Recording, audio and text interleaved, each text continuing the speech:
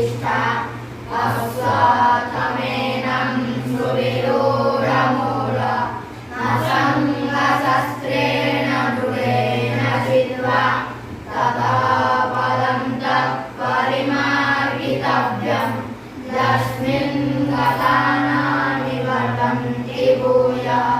त्वमेव चाद्यं पुरुषं प्रपद्ये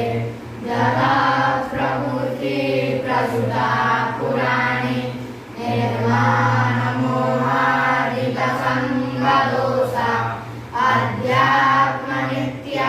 विनिवृत्तकामा द्वन्द्वैर्विमुक्ता सुखदुःखसङ्गैः गच्छन्त्यमूढा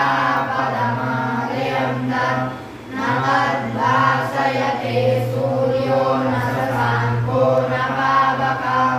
यद्गत्वा न निवर्तन्ते तद्धाम परमं मम ममैवांशो जीवलोके जीवभूतः सनातनः मनः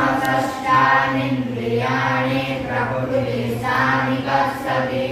शरीरं यदवाप्नोति यच्चाप्युत्क्रामतीश्वरः गृहीत्वैतानि संयाति वायुर्गन्धानि वासया श्रोत्रं चक्षुस्पर्शनं च रसनं घ्राणमेव च